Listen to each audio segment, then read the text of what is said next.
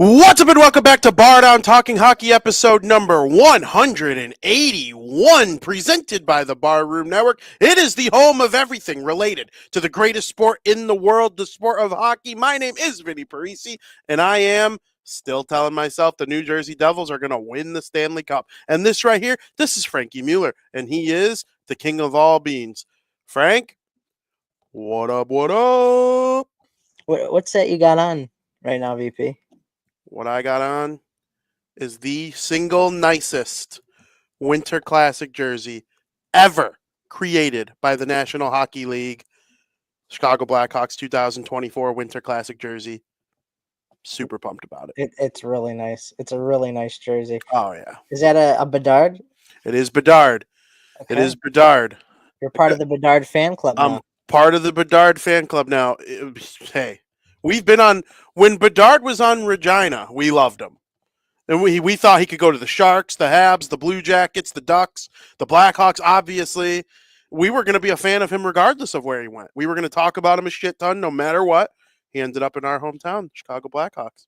Now you're in the jersey club as well? Yep. Nice jersey. Mm-hmm. Oh, the stripes on the back, I think, is what sets it over the edge. To make it look like a baseball jersey a little bit, like a little nod. Yeah. At Wrigley, like it just goes hand in hand with the whole event. It's a very nice jersey. Absolutely. It's my favorite. Oh, yeah, I forgot it's not going to show up because of my green screen.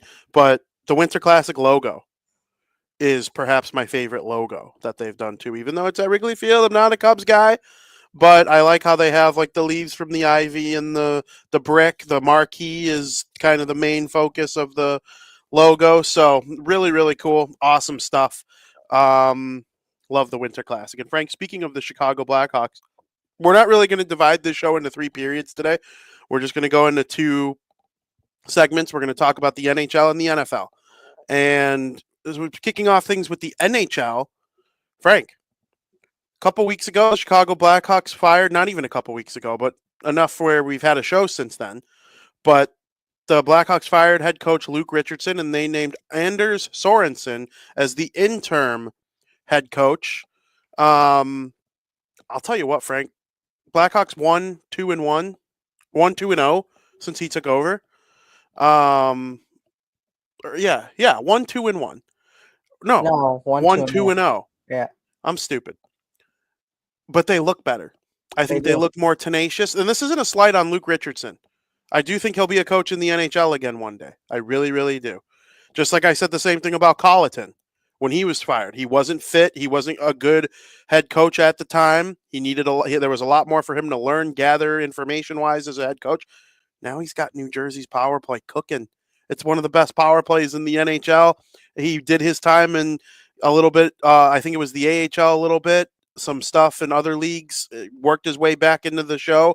Power play coach in New Jersey. I think the same thing is going to happen with Richardson. He'll be back in the NHL at some point. He'll probably take a assistant position, be a head coach again down the line. It'll happen for him. This is not a slight on him, but Anders Sorensen's system is very up-tempo, very offensive. And, I find it very ironic that the Ice Hawks haven't won since he left. And the Blackhawks, they've won one game out of three, but the Jets beat them fair and square. Yesterday against the Islanders, they gave up 5 unanswered goals and then still had a chance to win at the end, which is just absolutely insane. Not really a chance to win, but they made it interesting because Bertuzzi's second goal, there was only 10 seconds left on the clock. So what's going to happen in that 10 seconds? It would take a miracle. But I still think overall we've seen better from them since the coaching change. Yeah, because, earlier in the season, the Hawks give up 5 unanswered. They're probably going to lose 5-1, 5-2. Yep. But they brought it back against the Islanders, scored 4 goals. Their only win in their little stretch was against the slumping Rangers, which is still a nice win to get on the road, especially. The main thing that I've noticed is when it comes to improvement is they're shooting the puck a lot more. More shots on goal leads to more scoring chances, which leads to more goals and more production out of the boys. And we've seen that. Connor Bedard, since the coaching change, he has 5 points. He has a goal and 4 assists. And, we got a very small sample size with these 3 games. But while they haven't been winning more games out of those, they're not 3-0. but you're getting what you want to see out of Bedard. Continue the production from him and the guys around you. And if you win games, that's the gravy. That's, that's extra. There's clearly more buzz on the ice since the coaching change. And, like I said, from the extremely small sample size that we've seen, I really like what we've seen so far. And like Pat Maroon said, sometimes a new voice is good. And that's not a slight on Luke Richardson at all. But sometimes having a new voice in your ear in the locker room is a good thing. Taylor Hall said he expected the goals to improve under the new head coach. Blackhawks were 30th in the league in scoring under Richardson with 2.39 goals per game. That's going to go up, obviously, after last night's 4-goal performance. Things are improving. Guys are producing. There's more buzz out there, and I love to see it, and I'm excited. And Anders Sorensen, he's been great. He's been great so far. Yeah, so when he was first brought in, I was like, okay, well, he has no coaching experience. That's another head coach that the Blackhawks have brought in that hasn't been a head coach in the NHL. I still think they'll probably do a thorough search, but Anders is playing. He's coaching for like an opportunity. It wouldn't stun me if they hired him full time. I don't know if that's what I would prefer, but I think it's absolutely possible. Hello, Tom. Yes, it is a Connor Bedard Winter Classic sweater. Very excited about it. Highly recommend a Winter Classic jersey if you're a Blackhawks fan. It's the best one ever, in my opinion, for any team. I don't even know who comes close. We could probably make a list closer to the Winter Classic. Actually, that would be great as a celebration of the Winter Classic to kind of rank all the jerseys that have been worn in the Great Winter Classic. I think honestly, whoever I rank dead last still probably has an okay jersey. It might be Vegas from last year, which that jersey's actually not okay. That jersey kind of blows, but I definitely think this Blackhawks jersey would be near the top of my ranking, if not at the top. But as far as the Blackhawks play on the ice, Bedard has looked better. What did you say? How many assists? 4 assists, 1 goal, 5 points in 3 games. I mean, that's what you want to see out of him. That's absolute. If he did that every 3 games for the rest of the season at 5 points, he'd still break 100. And that's kind of what we said. Like, we want him to produce. The Hawks still probably aren't going to win games, but we want to see him produce. So that's kind of what's gone on in this 3-game span. Absolutely, and even more so than Bedard, Bertuzzi. I don't think a player has improved more since the coaching change, because like Bedard was still getting his chances under Richardson, but it just wasn't working for him. The system, whatever the case may be, I don't know, it just wasn't working for him quite the same. But you know how good Connor Bedard is? Connor Bedard has 24 points in 29 games. It's like a 70-something point pace. 19 years old, 32nd place team. Talk to me about a sophomore slump. Blah, blah, blah. Honestly, blah, blah, blah. He's a budding superstar. That he's 19 years old on the 32nd place team putting up numbers like that. I don't want to hear it about Connor Bedard. Lots of compliments about Matvei Michkov so far this season. He's got 27 points in 27 games. Outstanding. Macklin Celebrini right there. I think he's got 19 points in 20 games played or something like that. Because remember, he missed some time. He doesn't have quite the same amount of games played as everybody else. Why do we have to say who's better after 6 months of Celebrini and Michkov even being in the league? Michkov would not be doing what he's doing on the Blackhawks. I just don't see it. He plays with far better line mates on a far better team. Honestly, people worry about getting Bedard going. How about getting the rest of the team going? Because that is how you get Bedard going. It's all like you create better matchups for him if everybody else is dangerous. If every other team is able to just put their top pair and top line against Bedard every single game, all game, without having to worry too much about anything else, you're in a tough spot. Especially if you're 19 years old, not as physically mature as he probably will be in 3-4 years. Connor Bedard is still a very small kid. I mean, he's 19. When I was 19, I don't even know what I was doing. It was crazy to think about the fact that he's 19 and he's already got 24 points, 29 games. He is going to, in all likelihood, break Ed Olczyk's record for the most assists by a teenager in Blackhawks history. He needs like 30 more. There's no way he doesn't do that. He's already like 4th all time in assists by a teenager in Blackhawks history. And you look at the names, it's Ed Olczyk. He's not in the Hockey Hall of Fame. He's in the USA Hall of Fame, but he's one of the best Blackhawks ever. Patrick Kane, Stan Mikita, and Bobby Hall. Like, you're in that conversation, Connor. I really don't want to hear too much about, other people like kind of dissing him a little bit with whatever it is that he's had going on so far this season. So, it is what it is. Hopefully he's able to keep it going because I really like the trajectory of this team, Frank, with the way Bertuzzi's played and Hall's producing. And I think Alex Vlasic is the best defenseman on the team. And I'm not sure they have a defenseman better than him in the pipeline. And that includes Levshinov. That's how highly I think of Alex Vlasic. I would put him on Team USA in the Olympics in 26, but that's a conversation for another day. Big news today, though. Yep. Today, the Blackhawks announced that they are calling up their top prospect, Frank Nazar, from the Rockford Ice Hogs. He will make his season debut. Last year, he played with Michigan and then signed his NHL pro contract at the end of the year and played 3 games with Chicago, where he scored his first career NHL goal. He has played with Rockford for the entire season so far this year. He has 24 points in 21 Rockford Ice Hogs games. He leads all AHL rookies in points, and he is top 6 in scoring amongst all AHL players. He is one of the best forwards in the AHL, despite his being young, and he will now make his way to the Blackhawks and make his season debut against his friend and Michigan teammate Luke Hughes in the New Jersey Devils on Saturday. Frank, your reaction to Nazar being called up? I'm very excited. He's been excellent this season, and who did he play for most of the season? Anders Sorensen.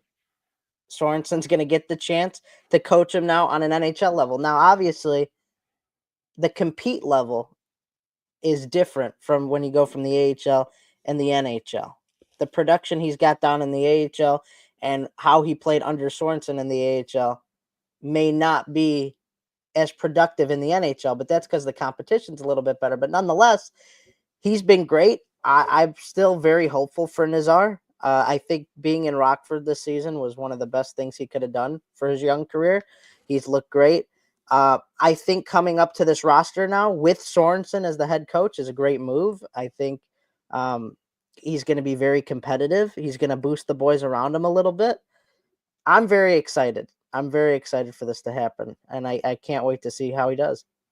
At practice right now, the top line of Kurashev, Bedard, and Donato is existing, which is interesting. Bedard and Kurashev had great chemistry last year. I'm still waiting for them to rekindle that a little bit. It's a little strange that they took Bertuzzi off of Bedard's wing, but both Bertuzzi and Bedard have looked good regardless of who their line mate was since Sorensen has taken over. Hall and Bertuzzi are going to flank Frank Nazar as the second line center. That's good. So I think that, that's probably a good way to get him going. Bedard drives his own line. We'll see if Nazar drives his own line, but having Hall and Bertuzzi there will be helpful. I don't think Bertuzzi's a guy who drives his own line. Hall has in the past, and Hall's looking a little healthy, looking much better. But Nazar as the second line center, listen, this team needs center depth. It's been one of the sore spots on the team so far this season. And if he can get cooking with Hall and Bertuzzi right off the bat, and Bedard can get going with Kurashev, and Donato's been great this year, I think it's a great top 6 for what they're looking for. Interesting move, though, Teravainen on the fourth line with Reichel and Maroon in practice today.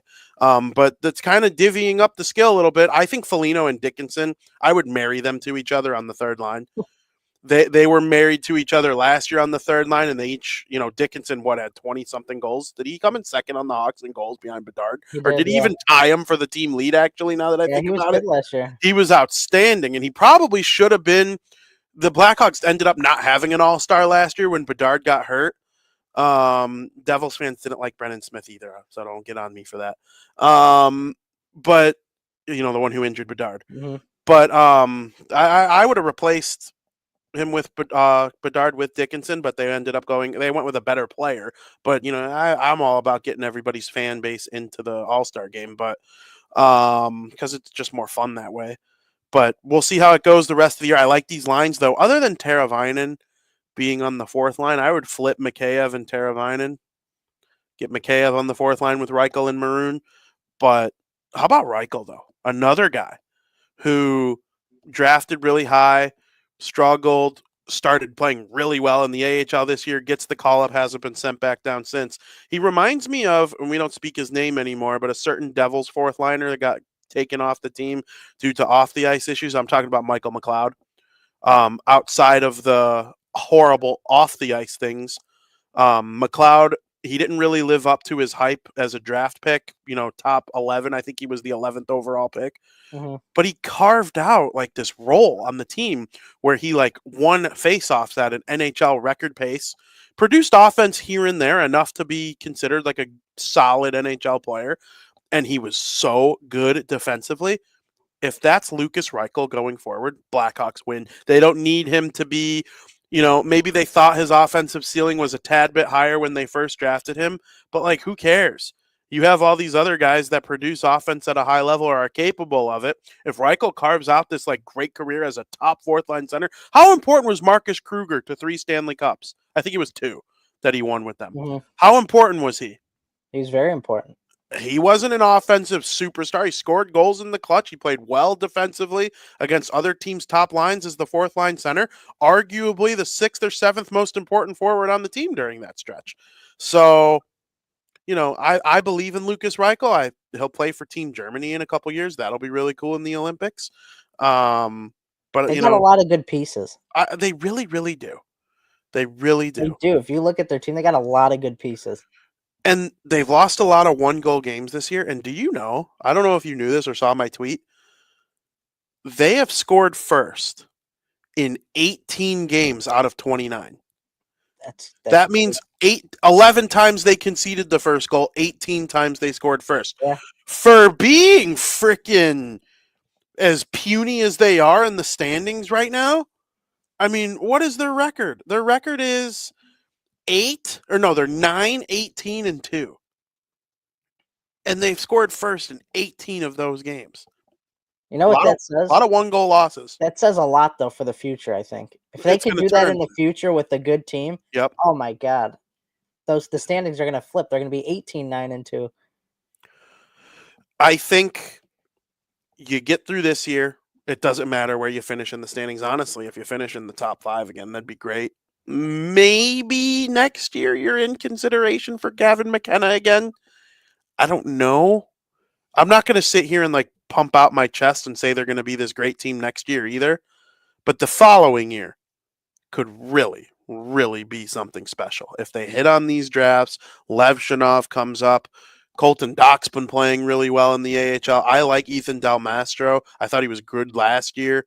Nolan Allen's been solid with the Blackhawks this year so far. We know about Nazar. Connor Bedard's obviously the catalyst of the team. And they'll probably have some cap space, make a big signing. And if a team we're going to talk about in a couple minutes, the New York Rangers, can get rid of Jacob Trouba's nasty contract, I don't see the world why Seth Jones can't be moved. There's a bad team in the league that could bail them out of that contract if they wanted. The difference is Seth Jones hasn't been terrible. Trouba was playing terrible. Now, is he worth $9 million? No. But, we'll see how that ends up going. But they got guys for cheap for a long time. Bedard is the second they can extend him. I would throw $10 million at him this summer. And is that an overpayment for a guy who probably won't eclipse 80 points? Realistically, Bedard probably will have around 80 points, if not a little less. But I'm throwing 10 mil at him. The Devils threw 7 at Heischer after a 50-point season. I think the freaking Devils gave Jack Hughes 8.5 after a 40-point season, something like that. But we were just able to tell. You could just tell that Connor Bedard making 10 mil 3 years from now would be one of the best contracts in the NHL. So we'll see how that goes. I really like the Blackhawks' future. People were getting on me for being optimistic about them earlier in the year. They're not on TV. Pisses people off, as it should. If you don't have a box or whatever, I'm sorry. It'll get fixed eventually, obviously. But I do think once it starts hitting Jerry Reinsdorf where it hurts, aka baseball season when the White Sox come back, that might get things moving along. But I don't ever expect him to do anything smart, so it doesn't really matter at all. But if you could get to the games, they're fun. I highly recommend it. So Frank Nazar, Connor Bedard, 1-2 punch down the middle. Got anything else left on your favorite team before we move on? No, it's been a breath of fresh air though in these past few games. 100%. 100%. And the big win against the Rangers is probably their best win of the season, in my opinion. On the road, yeah. Yep. They've had some good wins too. They beat the Stanley Cup. Okay, the Stanley Cup champions, the Florida Panthers at home. That's in the conversation. I think their overtime win against the Wild is in the team photo. Beat the Oilers. They've got some big wins. Yeah, they beat the Oilers. They play up to their competition, which is why like some losses to some of these other teams, I'm like, what is wrong with you? But a lot of 1-goal games. It's not they're the worst team in the league record wise and number of points wise, but I'm not positive it stays there. The only thing that gives me pause is you look at the other teams that they're surrounded by in the standings. They're 2 points behind Nashville. Is Nashville not going to get better? Is this Nashville? Nashville's bad. We both picked them to make the playoffs, though. Yeah. Is this them, or are they going to pull like a St. Louis Blues 2019 out of? Not saying win the cup, but like Frank, realistically, if January started, the holidays are over now. We're really getting into the good portion of the NHL season, and Nashville wins 10 out of 12 games, and all of a sudden they're back in the playoff hunt. Like Stamkos is red hot. Marchessault's starting to get comfortable there. Brady Shea found his game. I think Filip Forsberg is one of the most skilled players in the NHL. I'm not sure about his hockey IQ, but his skill is through the roof. Kind of reminds me of like what Zegras can become. Just pure skill. Probably not going to have 100 points, but like a ton of skill that can get him by. It wouldn't shock me if Nashville went on a run like that. Wouldn't shock me either. Anaheim, I think they're likely to stay kind of right where they are. Montreal too, that beating they took to Pittsburgh last night. Oof. I don't know if Buffalo's going to stay this bad. I don't know if Detroit's going to stay this bad. San Jose, I think, is better than people give them credit for. Columbus, Ottawa. Now I'm going up the list, and I'm going to start creeping into the playoff caliber teams. So, like, where do the Hawks go from here, standings wise? Honestly, if Bedard and Nazar and Vlasic, and eventually call up Levshinov, or maybe he stays down and dominates in the Rockford all year. It wouldn't shock me if there'll be a paper transaction in February around the All-Star break or the World Cup break, I guess Four Nations face-off break, where they put they'll put Nazar and whoever they have called up at that time, whether it be Levshinov or Doc. They'll make a paper transaction where they put them on Rockford's roster for a night so that they're eligible for the postseason in the AHL. They might have to miss a game in the NHL or whatever that happens sometimes, but that's the most important thing. I don't care where the Hawks finish in the standings. If those guys play well, this season will be a big win.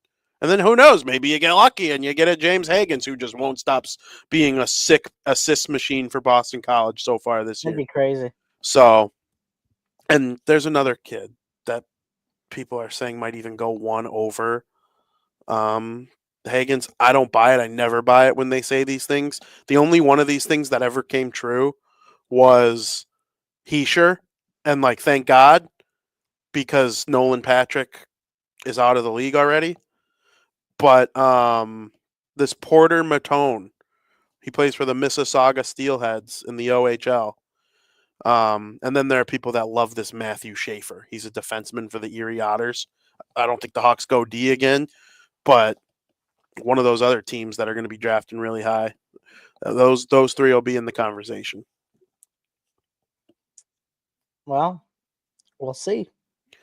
We will see. Frank, we touched on two of these guys already. What do you got for me on the Calder Trophy race? I think it's a two-headed monster right now. Macklin Celebrini of the San Jose Sharks and Matvei Michkov, who I found out I share a birthday with. Yep. I share a birthday with Michkov, and you share a birthday with Bedard, the two Isn't that crazy? players from – that is funny. Like, if there was no KHL thing, he would have went number 2 in 2022, 2023. Make no mistake about it. And I love Will Smith and Fantilli and Leo Carlson. I think they're great. Michkov goes second in that draft if there's no KHL contract. And they got both of our birthdays. That's very It is. It's wild, to be honest with you. I agree with you. I think it is a two-player battle right now for the Calder Trophy, who are true contenders. I think there are other guys that are below them, like Lane Hudson or somebody like him, who could have a great second half of the season, or Stankoven, and just steal it away. But I think there's one clear favorite right now, which is Matvei Michkov. He's having himself an unreal year. He's got 11 goals, 16 assists in 28 games. And Michkov was my preseason pick to win the Calder Trophy when we did our preseason Calder Trophy predictions because I knew the skill set he brought to the table. I knew he would have went second in that draft. I knew he was the best player, I think, in this year's draft. I think he's better than Macklin Celebrini. 100%. If they were in a draft, he'd go over him. So I knew that a player like himself would fit into the Flyers organization. He's finding tremendous chemistry with his Flyers teammates. He leads the Flyers in power play points. It just feels like Matvei Michkov is just showing off his true potential a lot quicker than some people might have thought, except this guy right here. I had him I had that feeling going into this year. He's just going to have an outstanding year.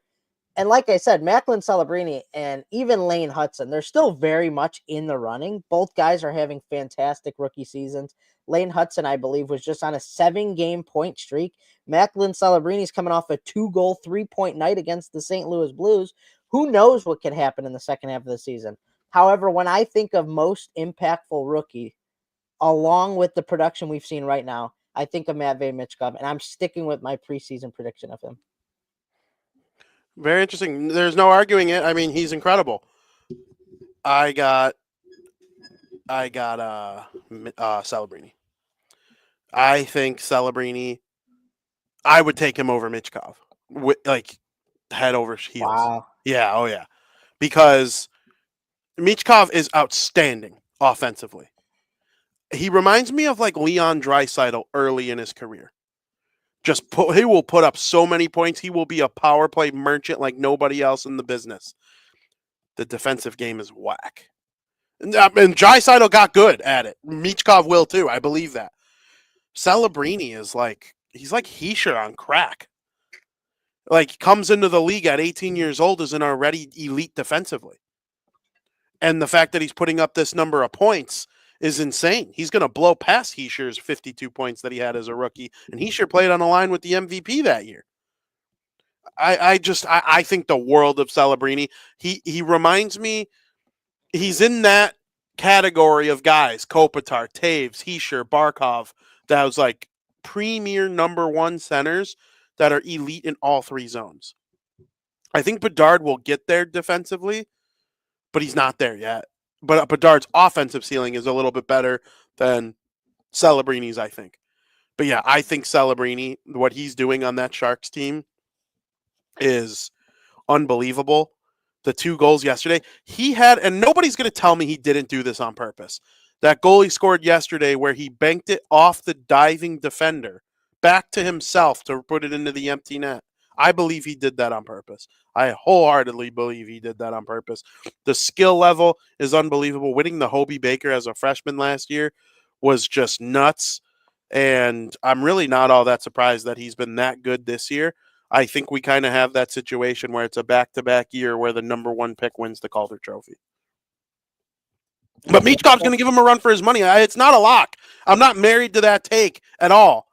But what I'm seeing right now from Celebrini, I would take, like, if I got to pick one to come to the Devils right now, it would be Celebrini.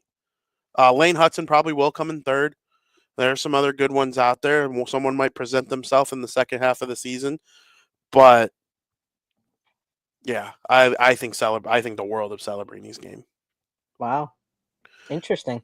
When we were just done with our last show last week, we spent a lot of the show talking about where the New York Rangers might move Jacob Trouba. And Anaheim was in the mix, and Detroit was in the mix, and Columbus was in the mix. He nixed a trade to Columbus. That was done. And then Columbus was going to be the team that got him on waivers if it got to that point, before he eventually accepted a trade to the Anaheim Ducks, where they sent over Urho Vakanainen, who you saw get drafted live at the United Center by the Boston Bruins. He was traded to the Ducks for Hampus Lindholm. Now he's in New York for Trouba, and the draft pick also goes back to the Rangers. What do you think of the trade? Former captain goes to the Ducks, and, you're adding that veteran presence, a guy like Trouba, who was a former captain of the Rangers, to this young Ducks rebuilding squad that can prove to be big later on in the future as he helps develop the guys around him. Ducks are going to look to extend Trouba to solidify that leadership role in his game. that he played with the Ducks against the Canadiens, he proved to be very physical. He threw out 5 hits. This Ducks team around him, they have a lot of talent. Like when you look at this lineup, there's a lot of talented players on this Anaheim Ducks team, but it lacks physicality and leadership, and that's something you get both from out of Jacob Trouba. It's a good pickup, in my opinion, by the Ducks. A fresh team, I think, can really help rejuvenate Trouba's career. Obviously, I don't like how much he's getting paid, but that's beside the point. I think the Ducks get what they're looking for in one player. They need more of that, I think. We'll see how he could help develop these young guys.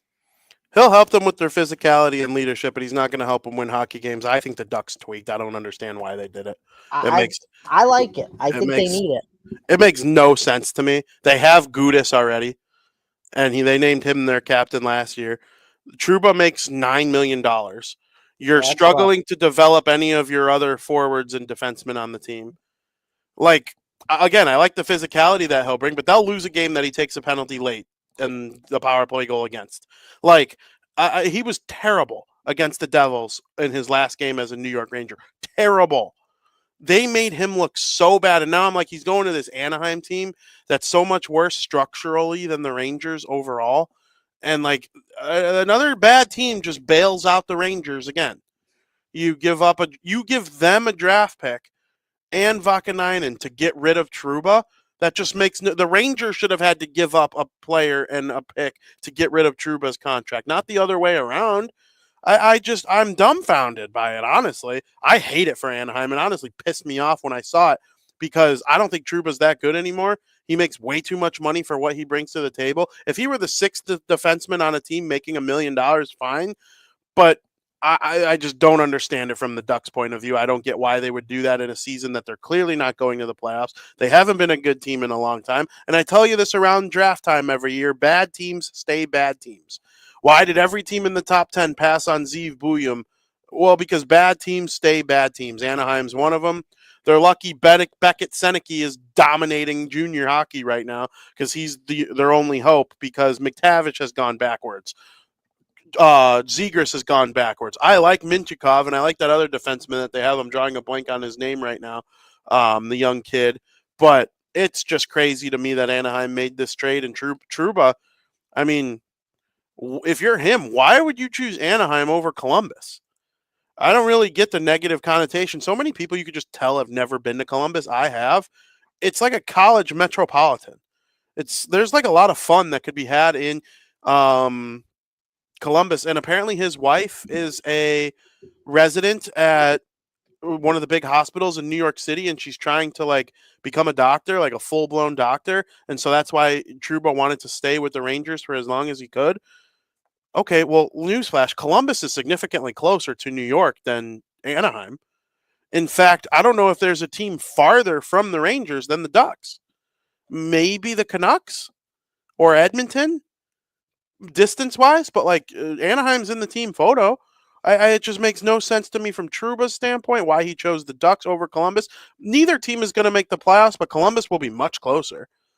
And the vibes around that team, they've been playing hard for each other this year due to the off ice circumstances that they've had to deal with. And I don't get it. I don't get it at all. It's weird. I'm mad online about it. They got bailed out again. Did the Rangers traded 3 captains in a row? 3 captains in a row. That's nuts. McDonough, Callahan, and Trouba. Their last 3 captains. 3 captains in a row. Gone. See ya, buddy. So dumb. Maybe he's going to be rejuvenated, though. Do you believe in that? Like new teams give you new life? He really only had like 1 good year on the Rangers. Right? The Devils took full advantage of his slow skating ability in the playoffs 2 years ago. He was kind of masked a little bit in the playoffs last year until they got it up against Florida, another fast physical team. Like, I don't know. I get your point on leadership and like the Ducks are, where they are and they could use like veteran presence. Like I get that. I do, but to take on a $9 million player and give up a draft pick for him, all in the Rangers just nothing. It just doesn't make any sense to me. I'm dumbfounded by it. I really am. Columbus, it would have made a little more sense in my brain. I just, maybe it's like a climate thing. Let's Yeah, go be in Southern California. It'll be he great. wants to We'll be drink warm. margaritas on our off days and we'll look at the palm trees. It'll be awesome. But from a pure hockey point of view, I'm dumbfounded by it. I was when I saw it. I was pissed. I was pissed for two reasons because I told you I had to go to the DMV after our last show, and right when I stepped in line, our show had been over for no more than 10 minutes, and they announced the trade. I'm like, they couldn't have did this 20 minutes ago. Like, are you serious right now? Always happens. It's Always nuts. happens. It's nuts. But they also announced right after trading him that Igor Shesterkin is on a contract extension, 8 years, 11 point something million. 11 and a half. What are your thoughts on the contract and the Rangers' most recent play as of late? It shattered Carey Price's contract by a mil.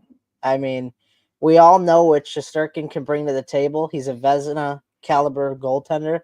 I just hope the Rangers really believe that this is worth it, because I don't like what Shesterkin said earlier during contract talks, that he wanted to be the highest paid goalie. I don't think that's the right mindset. I mean, he's definitely not playing like an $11.5 million goaltender this year. Is that a fluke? Most likely, yes. I mean, you don't need to be the highest paid goalie in NHL history to win a Stanley Cup.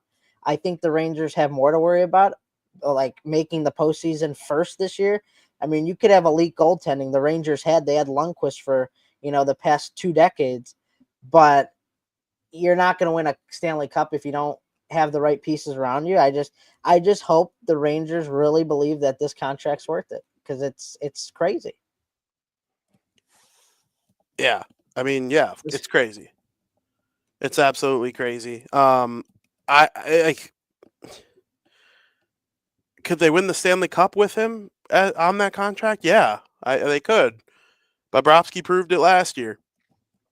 But like, do they need to do that? I don't know. It felt like a move that was done. They got Truba's money off the books. They saved a lot of money on that, and they went and gave it to Igor. That and then some to Igor. It felt like a good PR move. Like, okay, we've had all this noise. We've been dog crap. We lost 7 out of 8 games. I think it's 7 out of 10 now. I think they won their most. Yeah. They beat Buffalo, and they didn't look good in that game either, though. I watched almost the whole thing. They kind of looked like crap, but Buffalo finds ways to lose because they're terrible, like we talked about last week. I'm not going on a Buffalo rant again, but even though I want to, freaking bunch of settlers, bunch of idiots. They're stormtroopers. I if it makes the fans happy that they did that the same day they traded Trouba, they've been bad. Kreider's name is in trade rumors. Lafreniere's name is in trade rumors. We'll see. If the Rangers end up trading for Brady Tkachuk, not only will I be so mad at life, I'll be impressed with them, because like that's ultimately what this whole thing was about. Then that's how they wanted to get him. They needed to move Trouba's money. I do think Tkachuk could get traded. I think he would accept a trade to any of the metropolitan teams, whether it be the Devils, the Rangers, and probably not the Islanders, but like maybe Philly. I think he'd be a good fit in Philly. And as they look to take another step, I don't really see Pittsburgh, Washington. He'd be a great fit. I just that's kind of my prediction is Ottawa's going to like kind of try to change things up a little bit by moving Brady Tkachuk, and it's going to be a team from the Metropolitan Division. The Rangers will be in the mix. So Yeah, I just don't love it. yeah, I don't either.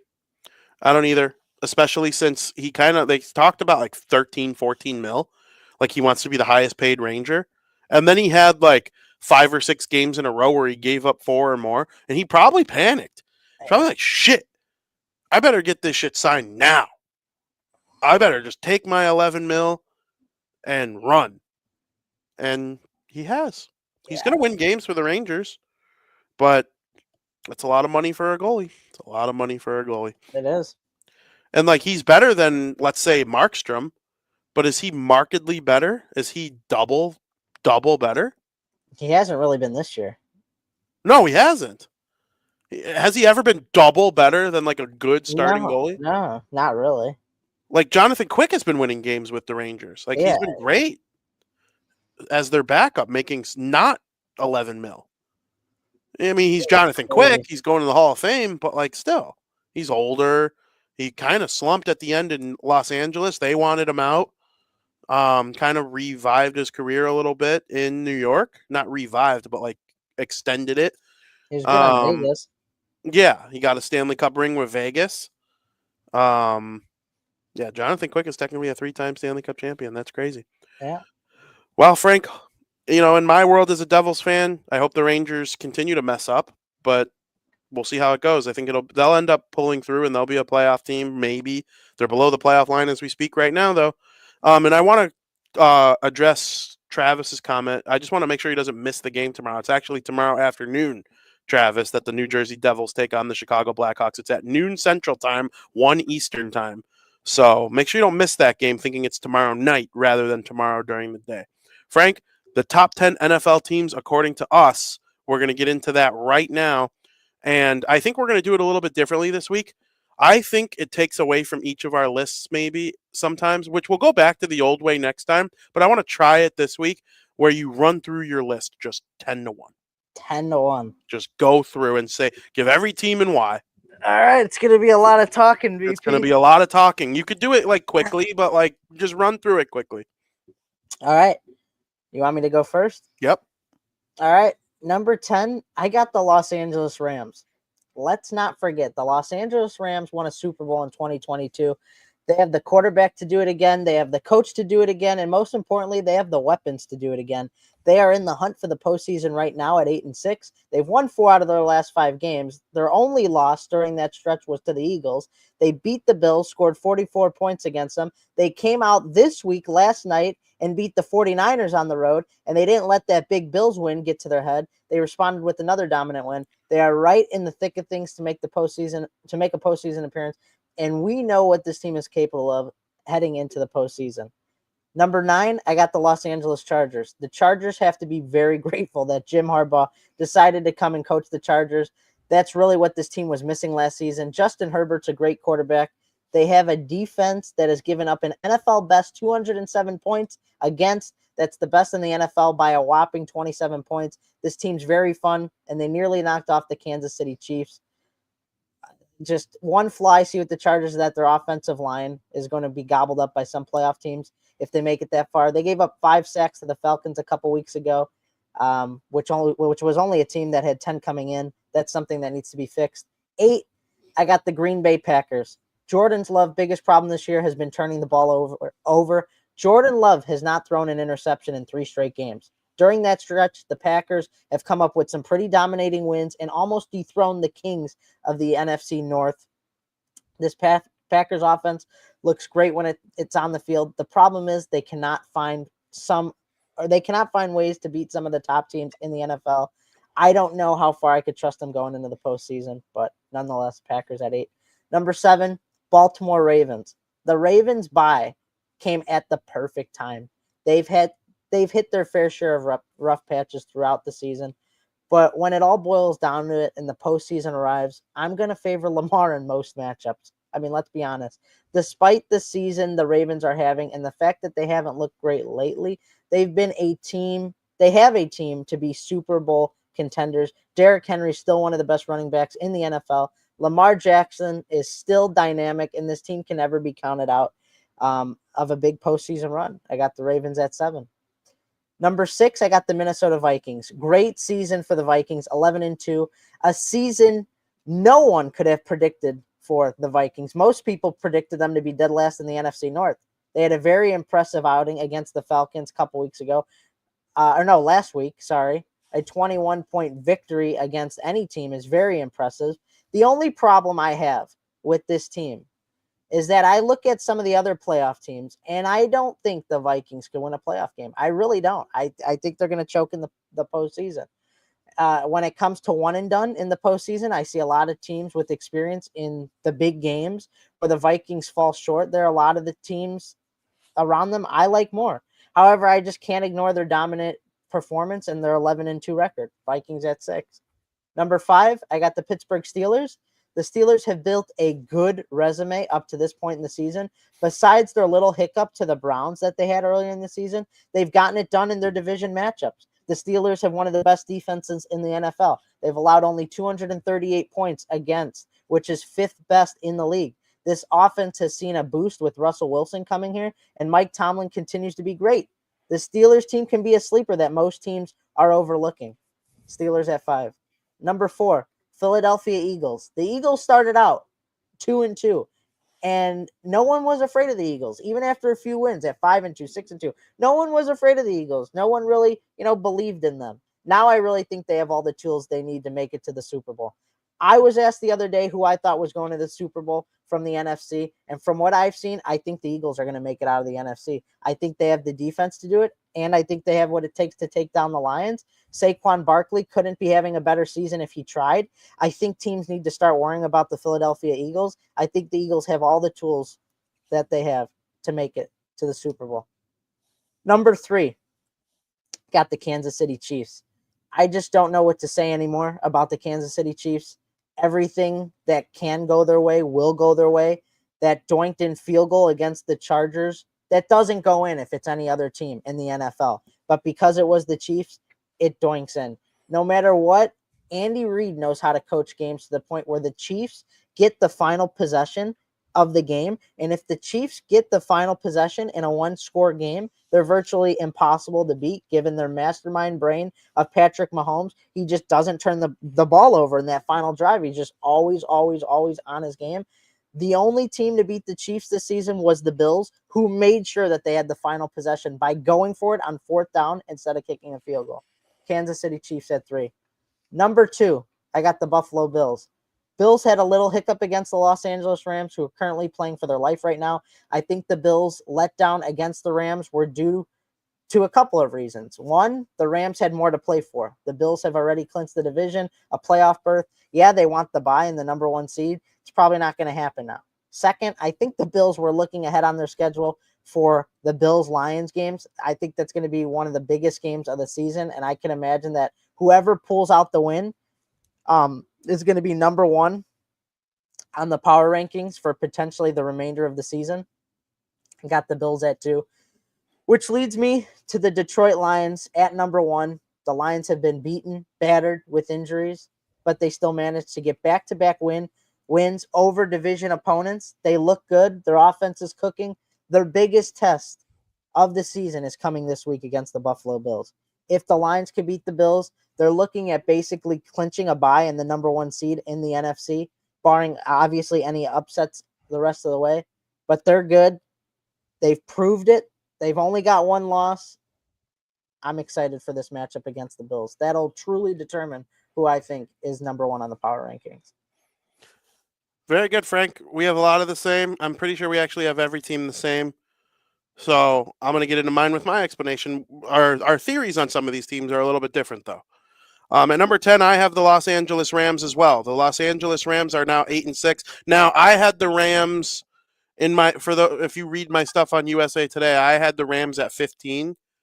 But after yesterday, being 8-6, like I'm bumping them into the top 10. I have the benefit of the Thursday night game when I present my top 10 on this show. So that's just the way it is. I have them at number 10. I believe that with the offensive weapons that they have, Matthew Stafford is still one of the 10 best quarterbacks in the NFL. And when you look at Puka Nacua and Cooper Kupp and Kyron Williams and some of the other dogs that they have on this team, it's not really surprising to me that their offense is cooking now that they're all healthy, and the defense is always going to be good in Los Angeles. So they've beaten some good teams. Thomas Gage points out that the Rams lost to the Bears. Yeah, they also have some, pretty impressive wins on their resume so far this year too.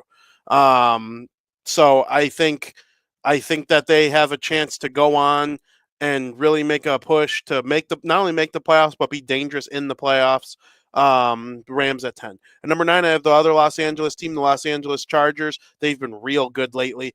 They have a lot of the things that they need. Justin Herbert's been a little bit injured lately, so that's probably why they're more near the bottom of my top 10 than the top. I think when he's healthy, he's one of the 5 best quarterbacks in the NFL. I believe they will at least make one AFC championship game under Harbaugh as their head coach, and then if you get there, you never know what happens as far as your chances to compete in the Super Bowl and potentially win it.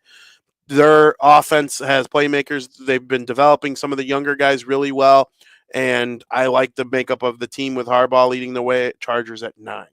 At number 8, I have the Green Bay Packers, who I am not confident in it anymore after seeing some of the things that I've seen in recent weeks. They're still a top 10 team. They're a very good team. They are very young. They're the youngest team in the NFL. And they got a playoff win last year. I think they could get a playoff win this year. I don't like how much Jordan Love turns over the football. He is insane when he's not turning over the football. They can win any game against anybody, but he's been just a turnover machine this year, and I think that is going to be their downfall once things get to be extra important. At number 7, I have the Pittsburgh Steelers. The Steelers might have the best defense in the NFL. If it's not, it's close. And Russell Wilson has done just enough. He's 6-1 as a starter so far this year to get the Steelers to victory. It hasn't been pretty, but it's a typical Mike Tomlin team. Don't turn the ball over, run hard, play good defense, beat basically everybody on your schedule, and you're going to be good to go. At number 6, I have the Minnesota Vikings. Frank, I'm kind of with you on the Minnesota Vikings. I think Sam Darnold, there might be a season to his success in the playoffs. I hope he continues to prove people wrong, because I love when those guys go to the New York Jets and then they go somewhere else and are awesome. It just goes to show how putrid of an organization the New York Jets actually are. So if I think they have one of the best coaches in the NFL, Minnesota. So it very well could be a case where like coaching matters, and they could find a way to get a win over a team in the playoffs. I'm not banking on it. I would probably bet the other team out of a lot of the top teams in the NFC. But like you're telling me, if they drew the very inexperienced Washington Commanders in the playoffs, or a battered, broken down Tampa Bay Buccaneers team, or if the Falcons somehow snuck in, no, I would pick the Vikings.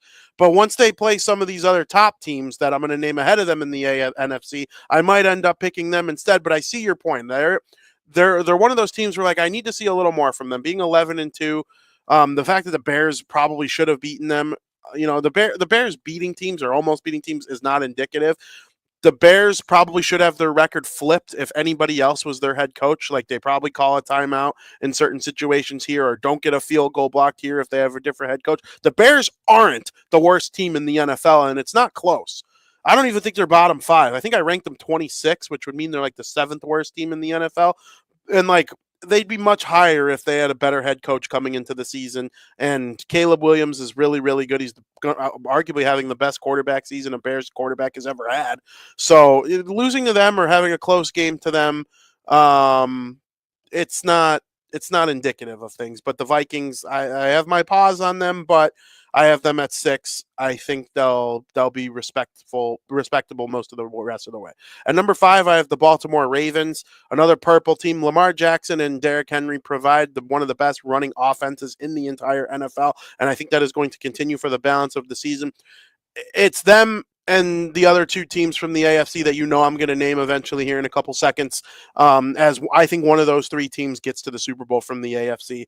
The Ravens would need to overcome some of their demons if they were to get to the Super Bowl, but against most teams in the NFL, they should be able to run right all over them. I think the bye week, you're correct, did come at the perfect time for them, and they're going to be able to be healthy, be ready when they have some of these big matchups coming up the rest of the season. At number 4, I regrettably put the Philadelphia Eagles. I would pick the Vikings against the Eagles in a playoff game. I think they're toast. First playoff game, gone, just like last year against Tampa Bay. Oh, my God. Gone. Nick Sirianni's a boob. I can't believe he's still the head coach of the football team after what happened last season. For Jason Kelce to have to go out in his career the way he did with the Philadelphia Eagles. A.J. Brown and Jalen Hurts are fighting in the locker room. A.J. Brown telling people that Hurts doesn't throw him the football enough. Like, what is going on? All the receivers hate Jalen Hurts. Jalen Hurts hasn't played well this season. He's actually kind of been, holding them back from being even better than they've been. And that's saying something considering their record. But yeah, not high on the Eagles. I think if they were to play the Lions in the playoffs, they would get boat raced if they even got to that point. I'm just not high on the Eagles. They're going to lose a boring playoff game early and fire the coach on Black Monday. Philly at number 4. And they're going to get their doors blown off by the Steelers this weekend too. At number 3, I have the Kansas City Chiefs. Here where I think I have the 3 Super Bowl teams, starting with Kansas City. At number 3, they find ways to win football games. I found a graphic that if you flipped every team in the NFL's 1-score games, what would the team's record be? And my research is astounding. Kansas City would be the worst team in the NFL with a record of 2-9 if you took every one-score game that they have and flipped it. And guess what, Frank? That is a compliment, not a diss, because football games in the playoffs are one-score games. The Chiefs are really, really good at finding ways to win them. The best, maybe, at finding ways to win them. The Bills attacked hard, and if they go for it on fourth down and don't get it, you lose to the Chiefs. But if you go for it and get it or if you kick the field goal and give them an opportunity, you still also probably lose. So the Bills you have to play aggressive against them. They have my respect for that. And because they have the balls to do that is why I ranked them ahead of the Chiefs at number 2. One of these teams is going to represent the AFC, I believe, in the Super Bowl, which is absolutely incredible. The Chiefs have that guy. They have the little more of the clutch gene. But the Bills have proven to me now that they have what it takes to be aggressive and go get the win if they have to. And that's why I ranked them ahead. And they have the head-to-head win, but this isn't a standings ranking. This is a power ranking. But right now I have the Bills at 2 because Josh Allen has just been unbelievable. He's going to win the MVP. And in the playoffs, I wouldn't want to play the Bills. And at number 1, I have the Detroit Lions. I'm not sure how long Detroit's going to stay at number 1 just because they're so injured. Last week, they were missing 13 guys from their defense. I don't know if people know this, but only 11 play on the field at a time at any given moment in a game. They have 13 guys out. That's big. So if they're able to get healthy before the playoffs begin, I think they could beat anybody. But right now, I think they have the second best roster. I think the Eagles have the best roster, but they are dysfunctional and their coach is dumb and they're all fighting each other. And that's why I think they're going to get bounced. But really, really high on the Lions. And I think they are, as of right now, the number 1 team in the NFL. It's pretty close to being the same. That's always going to end up being the case when we get late in the season. Our logics will be slightly different, but I mean, I think I made fun of you for this earlier in the season. Like, oh, Frankie's the only one who thinks he can identify the top 10 teams in the NFL. He thinks our lists are going to be so different every week. The past few, we've had some teams on and off, though. But these are the same 10. Yeah. These are the same 10 for sure. Would you like breaking news? Sure. Very close to happening. The Chicago Cubs are getting incredibly close to trading Isaac Paredes to the Houston Astros for Kyle Tucker. Ooh. Oh. Big boy bat coming to Wrigley Field. He was on my big boy bat. Good. He's incredible. He's one of the best power hitters in the MLB. Wow. That's big. That's That big. It big. might be final before we end the show. If not, it'll be right after. Probably be 10 minutes after the show. It's happening, though. I'm comfortable saying it's happening. Kyle Tucker to the Cubs. He was an all-star last year, right? 100%. He's been one of the best hitters in the league. I think he was their best hitter last year. Yeah, he dummied the White Sox in that playoff series a couple years ago too. But yeah, there's momentum there. Are you excited about the Bills-Lions game? Oh, dude. I'm going to be watching it from my little perch at the United Center, and I'll watch the first half from up top, and I'll watch the second half from the bowels of the United Center underneath. But very excited to watch it for sure. Game. Oh my God, please. Absolutely. Also, my first time seeing Frank Nazar play for the Blackhawks. Nice. Frank, you know what time it is. It's time for America's favorite podcast segment of the week, Breaking Bets.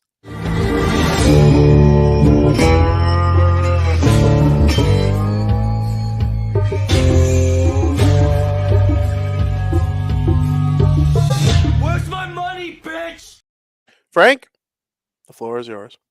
All right, VP. Not a lot of action tonight in the NFL. We only got one game, but we'll dabble with it. We got the Ottawa Senators at the Carolina Hurricanes tonight. It's the only game in the NHL. These two teams are complete opposites on the competitive scale. The Carolina Hurricanes match up very well against the Ottawa Senators in their first matchup on November 16th. Goals were hard to come by for both teams. Both teams took a defensive stand until the third period when the Hurricanes really started to pull away. The Senators ended up getting shut out 4-0, and it was a defensive masterclass by the Hurricanes. Will the Senators get shut out again? Most likely not, but this Carolina Hurricanes team has a suffocating defense. Expect goals to be hard to come by once again. We're going to take the first period under 1.5 at plus 100 for 2 units. This weekend, another fun game. Not a lot of college football this week. They're getting ready for the college football playoff next week, and bowl season, obviously, and all that.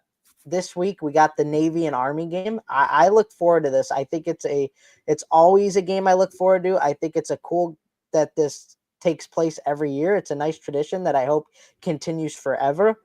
Both of these teams run the ball 99% of the time. When you have two offenses that only option to run the ball, you're basically left with a football game with a running clock. So we're going to go with the under 39 points in this game at minus 110, bet to win 3 units. Hitting the over 39 points on a running clock football game with little passing, it's going to be hard to do, especially there's going to be defensive stands. These teams got good defenses. They know teams who only run the ball. They know how to handle them because they're a team that also only runs the ball. So, I mean, there's going to be a lot of using a majority of the 40-second play clock in this game. I wouldn't be surprised if we have a 17-10 or a 17-13 final score on our hands in this game. Points should be at a premium. Under 39 points in the Army-Navy game at minus 110, bet to win 3 units, which leads me to, one of the most exciting games that I've been looking forward to all year. It's the Bills-Lions game that we were just talking about. It's going to be one of the biggest matchups of the year. This game is going to solidify if the Lions are walking into a bye in the first round of the playoffs, or if it's going to be a battle with the Eagles for that bye. This Bills team, they're coming off a rough loss to the Los Angeles Rams. I think part of that is they were looking ahead on their schedule to this game. This game means a lot to both teams, means a lot to the Buffalo Bills. This Buffalo Bills defense is a lot better than how they played against the Los Angeles Rams, and I know they are going to have an uphill battle in this game, being on the road against Detroit, one of the best teams in the NFL, but I think they could get it done. Josh Allen loves the big games. He proved that against the Chiefs, being the only team to dethrone them, and he's going to do the same to the Lions. I truly believe that. We're going to throw the points out the window in this one. We're going to take the Buffalo Bills money line at plus 124 for 5 units. I think they could do it. I got high hopes for them, and I'm looking forward to it. I really am. Very good, Frank. Outstanding breaking bets. I hope you're able to get some money if you're fading Frankie or if you're following Frankie. I suggest following Frankie. I agree with his picks this week.